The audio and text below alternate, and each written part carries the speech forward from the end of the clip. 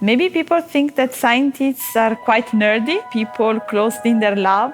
Maybe we are, but I met during my job a lot of international people that like to share knowledge and also their culture, their traditions. So we are really open and funny despite our nerdiness. Hi, I am Laura and I come from Italy. I'm here in Dresden since 2018 to study for my PhD project.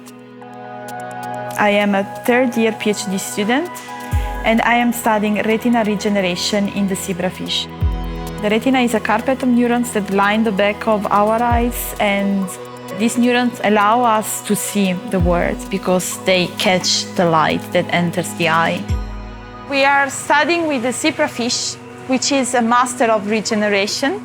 He is a very nice model that can repair and regenerate several parts of its body, like the nervous system, the bones, and other organs of the body.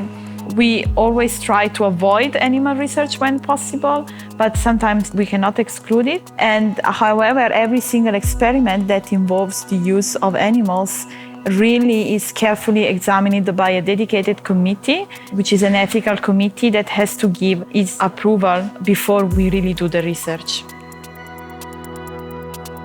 Basically, when I'm starting my day, I'm checking the emails. And then usually I update my lab book. I write down what I did the day before. I've been working here since December 2018, so I've been working for 2 years and a half. I was quite new in the field when I started the PhD because when I was a student, I used to study still neuroscience-related topics, but very different ones. But then I moved to Dresden since I'm really in love with vision research, in particular the retina architecture and retina function. So I decided to change topic and I started here.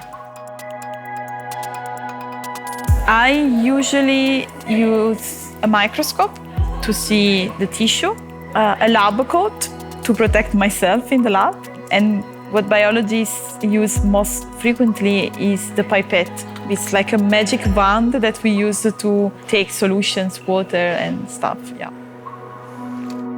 Research is very difficult because you are trying to explore the unknown. So it looks like sometimes walking in a dark room where you don't really see.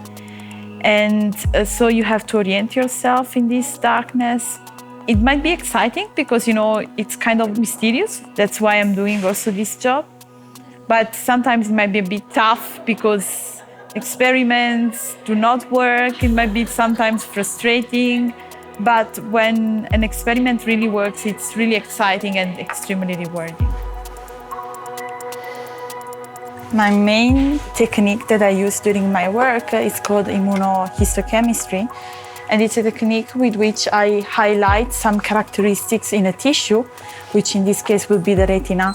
So this will include taking some sections of the retina that I put here in a chamber with a special solution that allows me to see some characteristics in the tissue.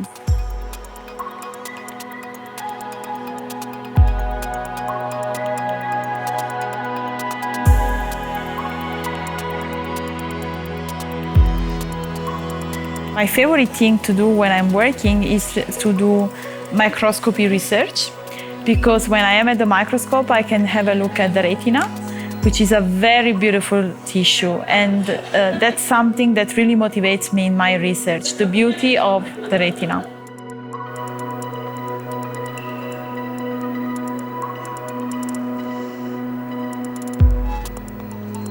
The retina is beautiful because you can clearly see that it's divided in several layers. Here we have the outer nuclear layer that hosts rods that allow us to see in dim light, and they are the majority of photoreceptors in the retina, and the cones that allow us to see the colors. They have this kind of antennae that you see here and also here, where light is processed in the first step. Light does not come from here, but actually light comes from here. So it travels through the layers of the retina and strikes the photoreceptors here. Then these photoreceptors connect to the horizontal cells, but also to the bipolar cells. And this connection is important to further process the light stimulus and to transmit it finally to the output of the retina, which are the retinal ganglion cells. And the retinal ganglion cells are neurons that have a cable which is called axon. And all the cables of these guys collect into the optic nerve, which is kind of a highway that connects the retina to the brain, where light is further processed back here, where there's the primary visual cortex. We share a lot of genes with the zebrafish, which is unbelievable, but we really share a lot of genes. So we say that the zebrafish is evolutionarily related to humans, and that's why we use it as an animal model. Researchers always try to find alternatives to the research in animals. In my specific case, we are talking about a very specific phenomenon, which is regeneration of the retina.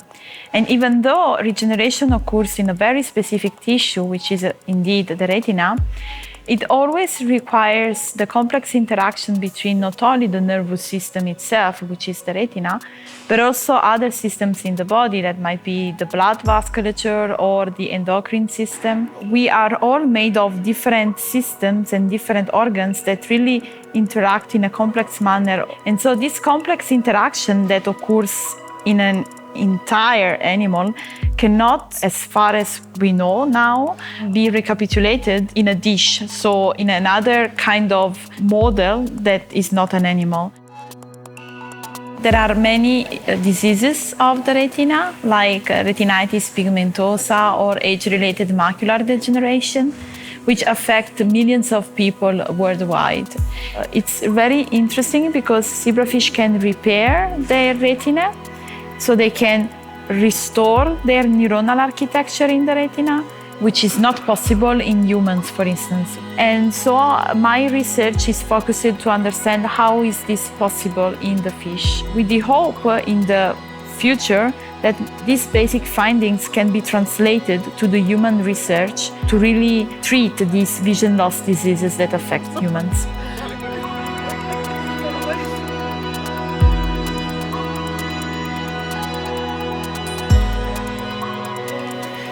Thank you for visiting me at work today. Here are 2 additional videos. One is about the importance of the bees, and the other one is about how he's studying medicine in Dresden.